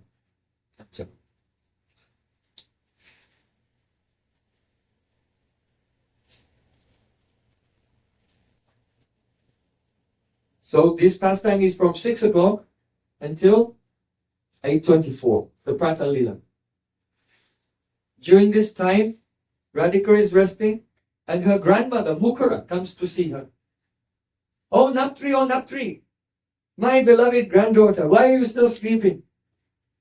Sometimes Purnamasi Devi comes also. At that time, she wakes up and sometimes a Sakhi, not from her group, but from the leader of a friendly group, Shamala, will come and to ask Radhika about what happened the previous night. And they'll have very rustic discussions. Then Radhika's maidservants will bathe her and decorate her and prepare her to set off from Javat. And she will walk to Nandagaon and meet with Mother Yashoda there to be invited to cook in the kitchen breakfast for Sri Krishna. In the meantime, while this is all going on, Sri Krishna goes out to the cowshed. Before taking a bath, he goes to the cowshed, he milks the cows in the morning with his friends and plays with them somewhat. Then he comes back and he takes his bath and he's decorated, and then he'll honor Mahaprasadam, offer to Lord Narayan, his father's deity. And then after that, he'll prepare along with his cowherd friends to set out from the village. So this is the Prātā Līlā. So we're going to some details of this. It's early morning time. Radhika is sleeping in her bed, and Jatila is making her way from her quarters towards Radhika's quarters. Jatila was thinking to herself, I have heard today that my daughter-in-law is wearing pitambar, the yellow cloth of Sri Krishna. Because yesterday we mentioned when Radha Krishna wake up, they're feeling that they can't see very well. And they're so tired, they're feeling around to try to find their cloth. And by accident, they take each other's cloth. So Jatila, she said, I have heard that my daughter-in-law is wearing the pitambar of Krishna. I'm going to go and see if it's true or not. So then, as she's going across the courtyard, she sees Vishaka Sakhi, very close friend of Radhika, and her eyes are rolling and she's staggering, dizzy and tired and sitting down in the courtyard and dozing off. So then, Jatila said, oh, there's Vishaka, I'm going to ask her. So she approaches Vishaka and says, oh, Vishaka, it's just morning time and you're already tired. How is it possible that it's only early in the morning and you've already become tired?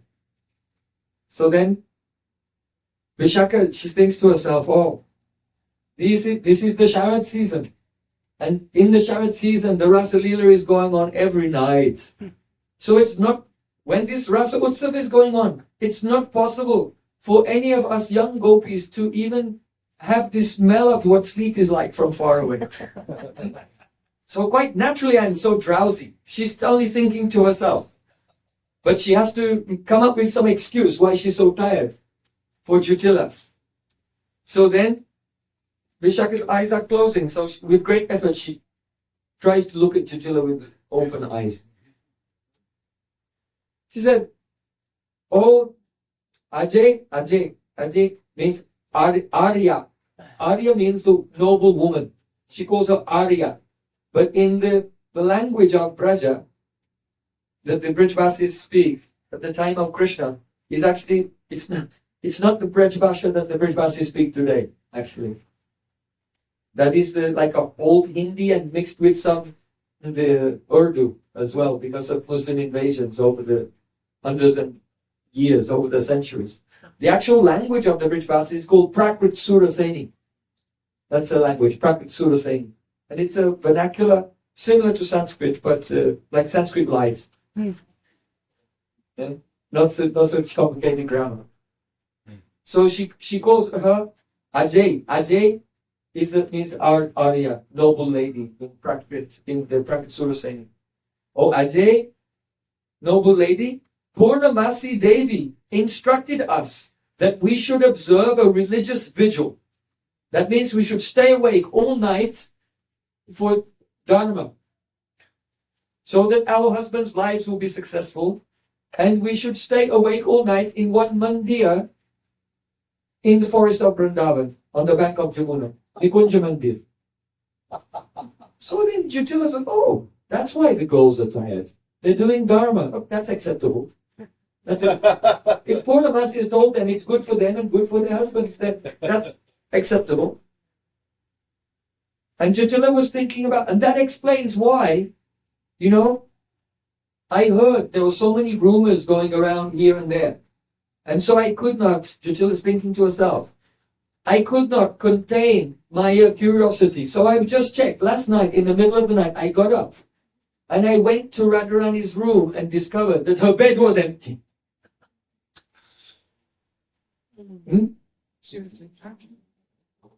Jatila went, and the bed was empty. So that explains it. Now I understand. Purnamasi told the girls they should do a vigil all night, stay awake all night in the Nikunja Mandir. So then Jatila, she said to Vishaka, "Yes, if you do a Dharma, then it's all right. Now, where is my daughter-in-law? I want to see her. Please call Radhika." So then Vishaka, she went to the Chandrashala and she was calling, "Oh Saki, oh Radhe, Ido, come here. So then Radharani, hearing the sound of her friend Vishaka calling her, oh, Vishaka's calling, very good. She was happy, she got up. And she's still really sleepy and rubbing her eyes. "Oh, Saki, Vishaka, I am so sleepy." And she rubbed her eyes and then she looked, Jatila is here. And she whispered to Vishaka, "What is Jatila doing here? Why is she here?" And Jatila is looking at Radharani. She is wearing Krishna's pitambar. She didn't say anything. She just recognized, my daughter-in-law is wearing the golden uttariya, the upper cloth of that notorious boy who has spoiled so many young girls in Prayojan. So then, at that time, Radharani, she's got something to say to Vishaka. She said, "Oh Vishaka, I heard from Sarangi, there's a little girl, a younger girl named Sarangi. This Sarangi is Jatila's niece. She's the sister of a coward boy named Vishal. And so he's the niece of Jatila and the cousin of Abhimanyu." So Radhika says to Vishaka, "I have heard from Sarangi that this old lady went to the bank of the Jamuna last night in the middle of the night. So there's a possibility that she saw me there." So then Vishaka, just whispering in the ear of Radharani, said, No. Don't panic. Because Brinda Devi has told me that at that time when your mother-in-law, because first she found that Radharani's bed was empty, right? And now we find out that she set off and went to the bank of the Jamuna, Vrindavan, in the middle of the night. So when she arrived there, she did not see you. Because at that time, see, Krishna had taken you and disappeared with you. And also, Vishaka said, myself and Lalita, we were such an anxiety, wondering where you are. We were also looking in the forest for you. So, the four of us, that means Radhika, Krishna, Lalita, and Vishaka. Jajula did not see us. Brenda Devi told me this. So Radharani said, okay, if she didn't see me, then why is she looking at me with such an angry face? Jajula is furious seeing the Pitambara. So Radhika was thinking that Jajula must have seen her last night. Just see how wonderful it is. In Srimad Bhagavatam, it is said, Khasam tatsabagadam vikshamanam chakeshava prasamana prasadaya tatraiva antadiyata. The meaning is that during the Ras Līlā, the Braj Gopis, they had Sobhagamad. They became intoxicated, thinking Krishna's only dancing with me. So to take away their pride. And Radhika thought, well, Krishna is dancing with everyone. He's not giving special attention to me. So she became in man. So to pacify Radhika's man and to remove the pride of the other gopis, tatraiva antadiyata. See, Krishna disappeared with Radhika. That's why he disappeared. But Krishna is so amazing and so skillful. And Yogamaya also manages all the pastimes in such a way that at that time when Krishna disappeared, it just so happened to be the time when Jajula came looking for Radharani. This is the inside story of the Srimad Bhagavatam. We're discovering now the inside story of Srimad Bhagavatam. So, Radharani is asking, oh, if she did not see me, then why is she looking at me with an angry face? So then Jajula, she said, Vishaka, at first I believed your words. You said that my daughter-in-law was doing dharma in the Nikunja Mandir. But now I am seeing, what is this Pitambar? She's wearing Krishna's Pitambar. So then, Vishaka herself and Radhika had not noticed that Radhika was wearing Krishna's Pitambar. Because they're so tired, they're not paying attention. So then, Vishaka just looked at Radhika with great regret, because it's the service of the Sakhis to always protect the heroine, that she never makes any mistake or does anything wrong. So it was an oversight of Radhika to take the Pitambar, but it was also the oversight of all the Sakhis to not notice it and remove it and take it away. So Vishaka feels so much regret and looks at Radhika with regretful eyes and said, oh, Vilasa Bimale means, oh Radhika, you are completely intoxicated in the Vilas with Krishna, that you have done this, made this big error, and I didn't notice it also. So then when Vishaka said this, then Radharani noticed, she looked down and saw, oh no, it's true, I am actually wearing Krishna's Pitambar. Radhika turned to Vishaka and said, in great anxiety, oh Sakhi, now you are my only shelter. So Vishaka is very, very intelligent. She's very smart. Even when there's some pressure, she can stay calm and come up with a solution to the problem. So then, Vishaka said, Ajay, oh noble lady, now is the Sharad season. And during the Sharad season, we celebrate the Sharad Utsav, the festival of the autumn season. And all the young girls, they are filled with enthusiasm. And so, we went to the bank of Jamuna to do our vigil, but due to the enthusiasm of the autumn festival, we were all splashing each other with turmeric water. And Radhika was wearing a white cloth, but because we're all splashing each other with turmeric water, did you see the festival just now we had in Govardhan? When the Pundarik Goswami came and he got a big jug of turmeric water and poured it over my head and everything became yellow? Okay, that's an example. So Vishaka Sakhi said, everyone was so enthusiastic. We were throwing turmeric water and Radhika was wearing a white cloth and now it became a Pitambar. due to this festival. So I don't know why you're staring at her suspiciously with crooked eyes. She's completely innocent. So then Jutila, she trusts Vishaka. She had faith in the words of Vishaka. But she said, look, Vishaka, why are you trying to spoil my Vadhu, my daughter-in-law, by taking her out to associate with all of these boisterous young girls, these yuvatis, that these young girls who are intoxicated with their youth? Because as soon as childhood ends and then the adolescent time comes, and then the person is still a bit childish, but they feel like they're an adult now, and they have all the attributes of a young adult, and then they become intoxicated with their youth. So she said, why are you taking my very calm and well-behaved granddaughter and associating with these boisterous girls? Vishaka said, oh Ajay, noble lady, don't blame me.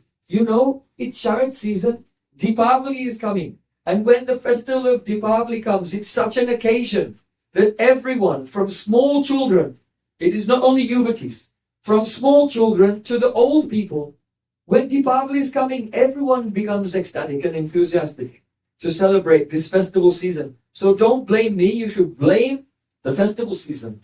And it's not my fault. How can Radharani stay in the home and not participate in this festival with them?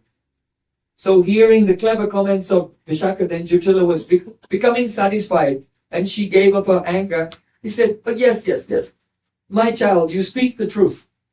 You speak the truth. I know that there were so many girls, because when I went into the forest, I saw on the bank of Jamuna so many young girls, and they were singing and dancing as if completely mad. So what was that? You'll hear it from the Srimad Bhagavatam, right? When Krishna disappears, then the gopis are crying, rolling on the ground. They're imitating Krishna's pastimes. They're talking to the trees. They're talking to the flowers. So it just ends up that Jutila actually came, and from far away, she looked, they've all become crazy. And she was looking for her daughter-in-law and maybe Krishna. But Krishna wasn't there, and Radhika wasn't there either. So so because of this, she thinks that the excuses that Vishaka is giving are quite plausible. It's quite convincing. Yeah, I saw with my own eyes all these girls that they become quite crazy. But there's no men there. So then, when Jutila was pacified like this, then Vishaka looked at Radhika from the corner of her eye. What does that mean? That glance. What do those eyes say? We've won. No, it means, oh Saki, did you see what a good excuse I gave? You should thank me for that, because I saved your life. Radharani gave a glance back. Yes, you saved my life. Thank you, Vishnu. So then Jutila became embarrassed that she was making such extreme accusations towards Radhika and Vishaka. She became embarrassed now. And she said, oh, Vishaka, please, don't take my words to heart. Don't take it seriously. I put my fingertips to my mouth. This is a sign of begging for forgiveness. And I pray to you, be merciful to me and just do one thing for me. So then Vishaka Saki, very humbly, she said, Ajay, oh noble lady, why are you speaking in this way? Say, oh, forgive me, please do one thing for me. You should not speak like this, because you can order me as you like without any hesitation. I am your servant. Anything. You are my senior and you are very noble, and I am your young servant. You just tell me what you want me to do. So then Jutila said, taking Vishaka aside, oh Vishaka, you are very pure. So I beg you, please protect my daughter-in-law from the hands of Krishna. Vishaka said, you should not worry in this regard at all. Not only that, but I'm not alone. I have support of Lalita Saki. And Lalita Saki, she's so Daksha Vichakshana. Daksha Vichakshana means she's expert, she's intelligent, and she knows a whole range of tactics to keep a young girl safe and far away from any notorious boys. So you can rest assured that your daughter-in-law, your Vadhu, is in good hands. So Juchala said, oh, where is Lalita now? So then Vishaka looked at, oh, Lalita's coming. She's just arriving now. And she's with Padma. Padma is actually the best friend of Chandravali. So then Juchala was thinking, oh, all the Sakis are coming together now from here and there. They should play together. I have things to do. I have to go and make some goba patties, some cow dung patties. So then Juchala excused herself and she went away. So just then, Lalita was coming with Chandravali's best friend. Lalita said, oh Padma, you should know they have a special relationship. Why? Because Radhika is the leader of her group.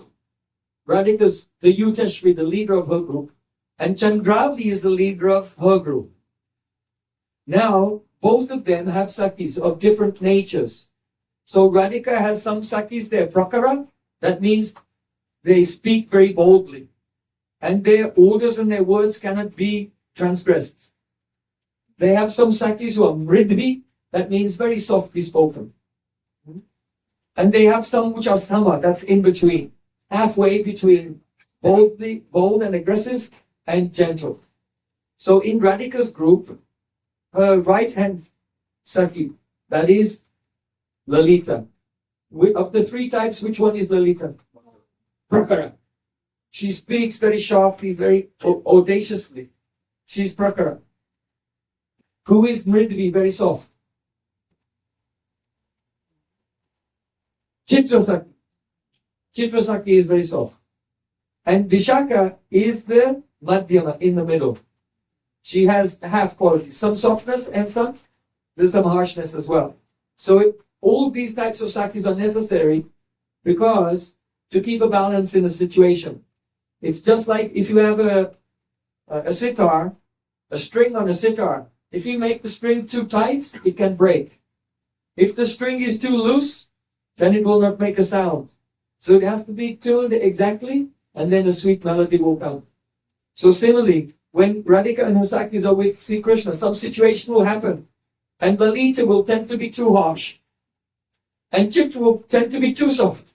And Vishaka will then adjust the situation and bring it into balance.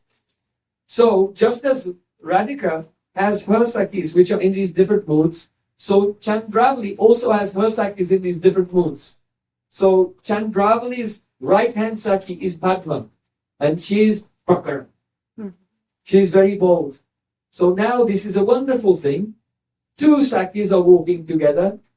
Radhika's sharp Saki and Chandravali's sharp Saki are together.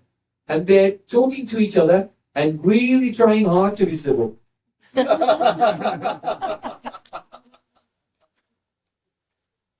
They're really trying hard to be civil because they have such a rivalry. One thing you should know is that in between the groups of gopis, you have the Swapaksh, rather on his own group, and the Vipaksh, the rivals. So in between the rival groups, the two leaders, when they meet each other, they're very kind, very humble, and very polite. They never quarrel. The leaders never quarrel because it's below the dignity of the leader to get into any kind of quarrel. It will not be good taste. But the Sakis who are underneath that leader, they'll not quarrel with the leaders, but they'll quarrel with the Sakis of the other leader. Because they want to establish that my Saki is the best. So they're walking along and speaking very cordially, but inside there's such rivalry. Lalita said, oh Padma, I didn't see you for a long time. Where are you coming from today? Padma said, quite proudly, from Sri Krishna. That's already going to hurt. From Sri Krishna? Lalita said, really? And where is Krishna right now? Padma said, oh, he's at the edge of the Malati Batika, the edge of the garden of the jasmine flowers. He said, oh, really? And what is he doing there? Padmasaki said, he's there playing with Madhumangal. So then Līlā, she said, she leaned very close to Padmasaki and said,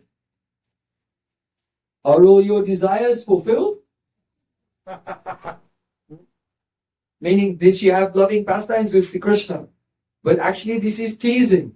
Why? Because the Sakis, they don't desire to meet with Krishna themselves. They only want their Yudheshwari, their group leader. So Padma only wants the Chandravali will meet with Krishna. So Lalita Saki is like teasing her. Oh, are all your desires fulfilled? Padma Saki, she said, oh, don't speak like that. You should not speak like that. She said, I met with Krishna in Madhumangal. And then Krishna said to me, oh Padma, you have offered me a crown of the flowers. Padma said, I made a crown of flowers and I offered it to Krishna. At that time, Krishna said to me, oh Padma, you always give me a beautiful crown of flowers. But Lalita Saki, she always gives me Ragi Dhatu. Ragi Dhatu means it's a red mineral pigment from the Govardhan hill. And Krishna has paintings on his face and on his body in this red mineral pigment. Said, Lalita always gives me Ragi Dhatu. But for a long time, she didn't give me any Ragi Dhatu at all. So I want you to give her this message. And then Sri Krishna, he took a note that he'd written and said, give this message to Lalita. So then Padma, she took the message with her. And then she said, here, Krishna has sent this letter for you. So then Sri Krishna, Padma gave the letter to Lalita. Lalita took the letter and she began to read. Tvaya mukta giripano mama tutscha padastiti nidiyatama dirakshi ragidatu purichadaha. So the meaning is, oh girl with restless eyes, kindly place in my hand some red mineral pigments from the top of the hill. That's what it means. That's what the word means. So then Lalita, she read it and she was thinking, what is this? I never give Krishna Ragi Dhatu. I never give any Ragi Dhatu to Krishna, but he's saying, I always give Ragi Dhatu, and then now he's asking, oh, put some Ragi Dhatu in my hand from the top of Govardhan hill. So then Lalita Saki was thinking, there must be a hidden meaning in this. So then she read it again, and then she saw. One of the things that the gopis are expert in is Praheli. Praheli means a riddle. Some poem that has a hidden meaning in it. So she realized, Krishna must be sending me a poem with a hidden meaning. So, Tvaya Mukta Giri, by you, Mukta. Mukta means liberated or remove. You should remove Giri, the syllable Gi and the syllable Ri. Pano mama, that means in my hand, Tuchcha padastiti, and remove the syllable tu and cha and pa and da. Diyatam, give to me in my hand. Taralakshi, someone with restless eyes. Ragi dhatu parichchada. Okay, so now remove the syllable from the sentence. Ragi dhatu parichchada. Remove gi, remove ri, remove the syllable tu, cha, pad, and da, and then you're only left with now. So now the message becomes, oh, you should place into my hand the restless-eyed Shrimati Radharani. Then Vishaka, Lalita was so ecstatic, but she hid her ecstasy from Padma. She was thinking, what is this? Krishna is sending a message to tell me to bring Radhika to meet with him. But Krishna is so expert that he can trick Chandravali's best Saki into delivering that message without her knowing. This is why Krishna is called Vidagdha. Vidagdha means artistic, skillful, who can, if there's a tricky situation, he can somehow wriggle out of it scot-free. He can reconcile everything. So then, Lalita Saki was so happy. Oh, Krishna is very tricky. He tricked Chandravali's own best friend into playing a role in arranging the Radhika's meeting with Sri Krishna. So then, Lalita just said, yes, I'll definitely collect some Ragi Dhatu for Krishna from Govardhan Hill. She hid the meaning from Padma. Said, now you go and see my Saki, go and see Radhika. So then Padma, she approached Srimati Radhika and said, oh, everything is adjusted between us now, our groups. There's no rivalry at all. Because we accept that you have done something that is very pleasing to all the Braj Gopis. What is that? Previously, Krishna, when we were bathing in the Jamuna, Krishna came and stole all of our clothes. And I see today, Radhika, that you've stolen his clothes. So now you've taken revenge. Now we're all peaceful. There should be no rivalry between us, because on behalf of all of us gopis, you've taken revenge on Krishna. From the day he stole our clothes, now you've stolen his clothes. So then the Lalita said to Padma, oh, you shameless girl, why are you making accusations against my Saki? Her cloth became yellow only because of her kumkum. Don't suspect her of doing anything improper. So then Padma said, oh Radhika, now please give me permission to go, because I have to go and bring happiness to Chandravali by singing the pastimes of Krishna. What is she trying to say? She's trying to say that my Saki Chandravali has so much love for Krishna that she's dying in separation. So I must go there at once and save her life by singing the pastimes of Krishna. She's not saying openly that my Saki is more love for Krishna than you, but she's just implying that in her words. I have to quickly go now. I have to take care of my Saki and sing the pastimes of Krishna because she's suffering so much. And seeing that Radhika seems to be not suffering at that time. Vishaka said, she cannot tolerate it, that Chandravali has been, even by just, by the Dwani, by suggestion, Chandravali has been glorified over Radhika. Vishaka said, oh Padma, you are so fortunate that you always make your dear Saki Chandravali happy by singing the pastimes of Krishna. Padma said, oh Vishaka, you can also act in that way. You can sing the pastimes of Krishna to your Radhika. Why not? Vishaka said, no, it's not possible. Padma said, why? Why can't you sing the pastimes of Krishna to Radhika? Vishaka said, how is it possible? Because my Saki Radhika, as soon as she hears the name of Krishna, she becomes completely agitated and faints. What is the possibility of singing a whole pastime? So she's saying to Padma, yes, you can sing whole pastimes, but for us it's impossible. My Saki will faint only hearing the name of Krishna. So then, Padma realized, oh, she's done one-upmanship on me. Prem apat ki sabi bat sabasir ke hote. It's the nature of love that everyone is trying to compete and outdo each other. So then Padma was thinking, oh, now she's praising her Saki more than my Saki. So I'll have to take revenge. So then she said, all right, Vishaka, you're very happy. I can see that you're very happy.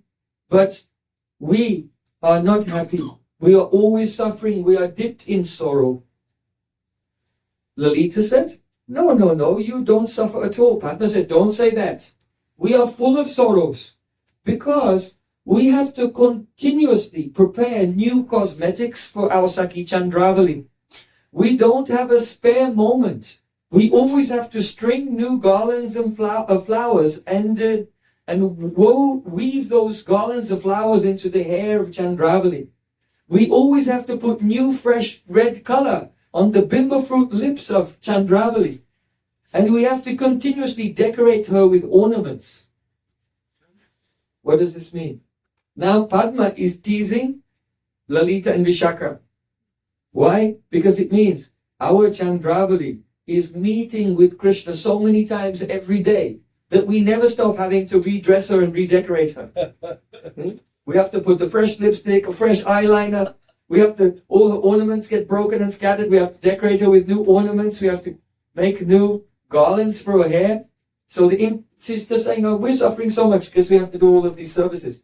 But the hidden meaning, the implication, and she knows Lalita and Vishaka can understand it, is our Saki is meeting with Krishna so many times, every day. Not like your Radhika. So then Vishaka Saki said, it's true, you have so many difficulties. You have so many difficulties, we accept it. But we only have one difficulty in our life. Only one difficulty. Padma Saki said, and what is that? Vishaka said, for Krishna, Shrimati Radhika is like a very rare and unattainable star shining in the sky. And Krishna is like a mad and uncontrolled elephant wandering on the bank of the Jamuna, always tormented with the desire, when will I attain this shining star? When will I attain this shining star? So, when Vishaka Saki said that, then Padma could understand what she really means is this. Our problem is, Krishna is so uncontrollable. Our problem is trying to keep him away from Radhika. Our Radhika does man, and we're trying to keep Krishna away. But your Chandravali is so easily available. At any time of the day and night, Krishna can just casually go there and meet with Chandravali. And so he's not so excited about this, but the whole time he's thinking, and it's true, even when Krishna meets with Chandravali, he's only thinking, when will I be able to meet with Radhika? This is a fact. So, meeting with Radhika is more precious and more rare, and Krishna has more eagerness. So then, in this way, the Vishaka Saki, she gave another insult on top of the previous injury to Padma Saki. By telling her, oh, yes, you have so many difficulties, but we only have this one difficulty. Keeping this mad elephant awake. He's so eager, he's difficult to control. So then Lalita Saki said, oh Vishaka, you've forgotten another difficulty. There's another sorrow we have. Vishaka Saki said, and what is that? Lalita, please remind me. If I've forgotten it, please remind me what it is. Lalita said, oh Vishaka, you're so simple. You're such a simple girl. You've forgotten that again and again, we have to apply the Yavak Rasa. Yavak Rasa means the altar, the red dye on the soles of the feet of Shrimati Radhika. We have to keep applying the Yavak Rasa on the tender bud-like feet of Shrimati Radhika.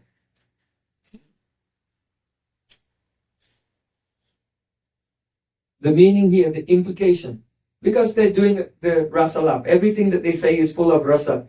The implication is that because Krishna is so eager to meet with Radhika, and she's in man, and she keeps rejecting him again and again, so then Sri Krishna has to hold the feet of Radhika and put them on his head.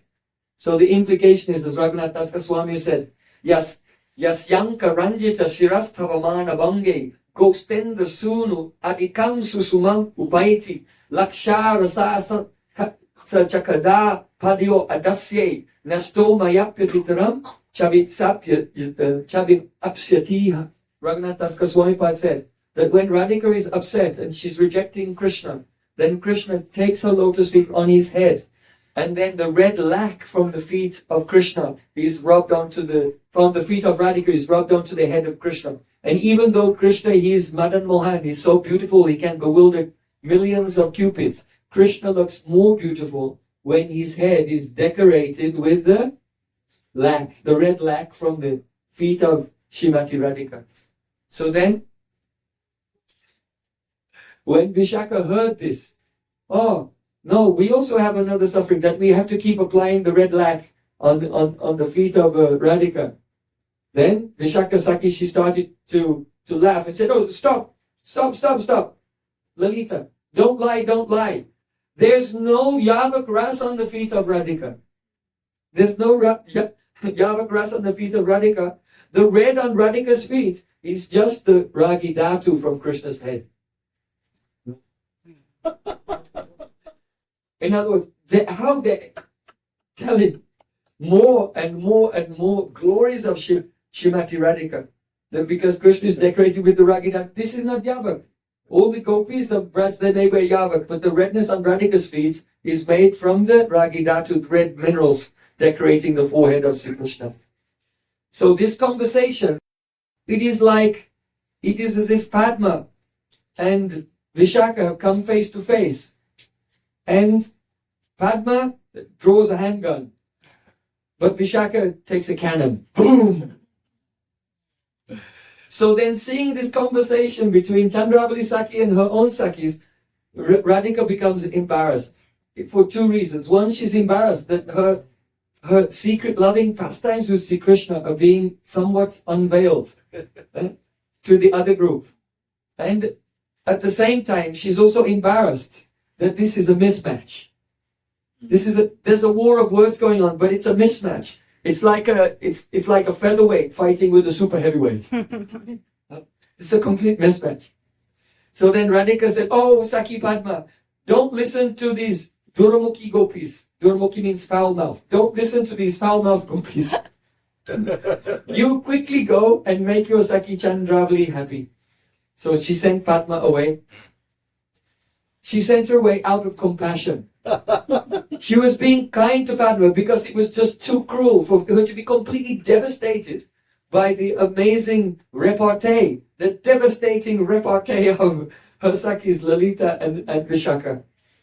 So, this is the Prātā Līlā. What is happening now in the morning between 6 o'clock and 8:24 when Radhika wakes up and her Sakis come and the different conversations are going on. Sometimes with the Shamala may come, and sometimes Rupa Goswami has given the example, sometimes Lalita may come with Padma as well. Very beautiful. So from this one can intuit, oh, how glorious is the group of Radhika. One should have a very strong desire to be in Radhika's group and under the guidance of Lalita Saki and Vishaka.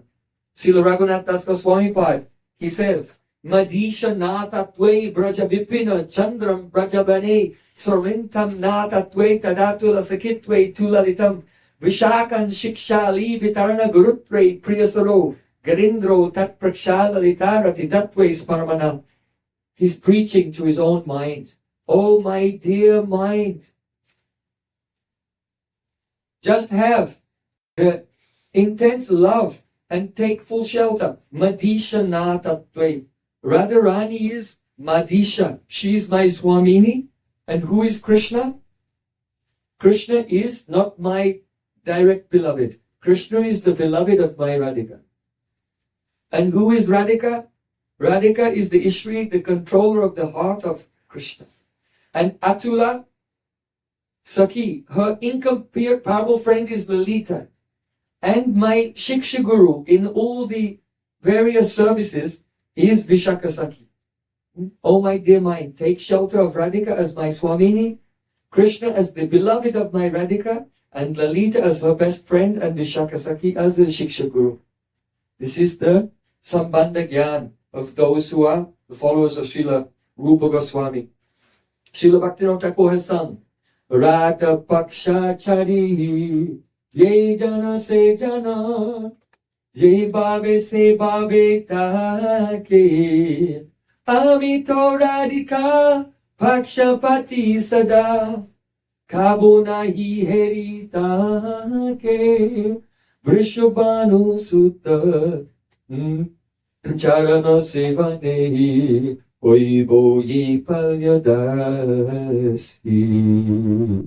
Oh, when will I become the maidservant of the daughter of Vrishabhanu Maharaj? Si Radha Rasuka Satada sabane rohibo ami prayasi, and I always remain at every moment simply trying to bring happiness to Srimati Radhika. And if anyone, Radha Paksha Chari, if anyone is against Radharani's group, like that Padma, if anyone is against Radhika's group like that Padma, I don't care who they are or what their mood is, then I don't want to associate with them. Radha Pakshi Sada Paksha Amito Radhika Paksha Patisada. I will always be loyal and faithful only to Radha Paksha, only to Radhika's group. Kabu Nahi Eritate. Even I don't want to see the faces of the Sakis of Chandravali or anyone who is against Radhika.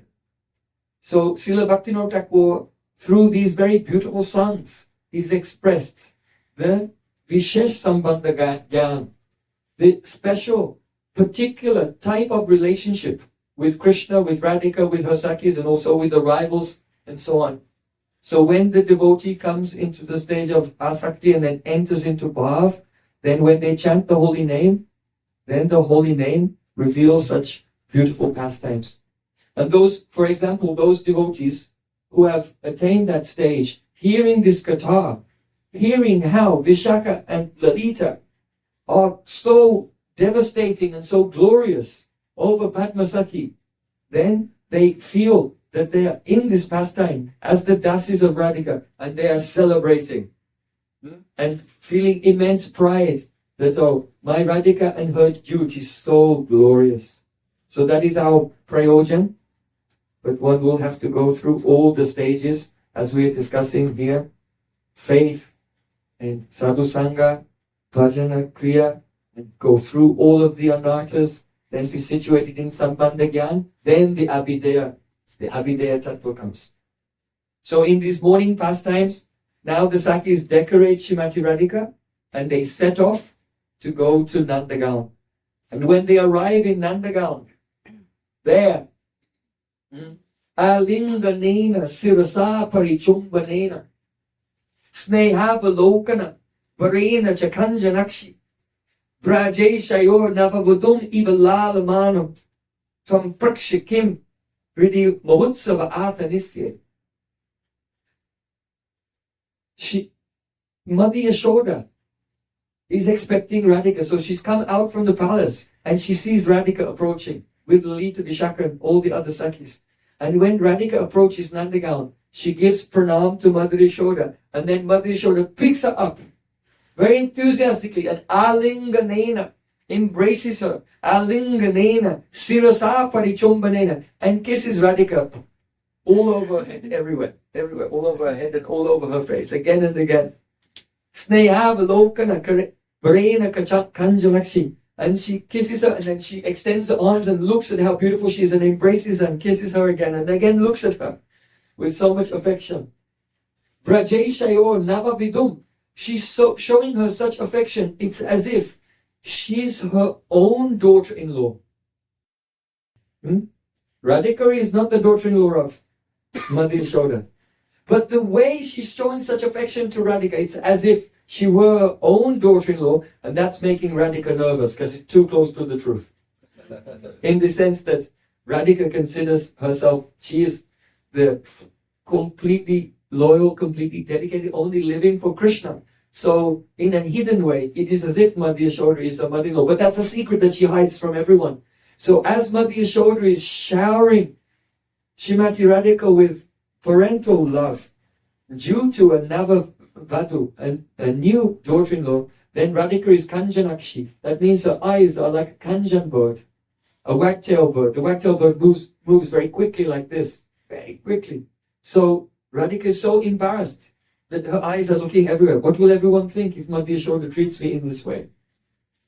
So, Tvam Prakshikim Ridi Mahotsava Atanisya, when will I see this festival of the heart, of the beautiful meeting between Radhika and Mother Yashoda in the Prātā Līlā?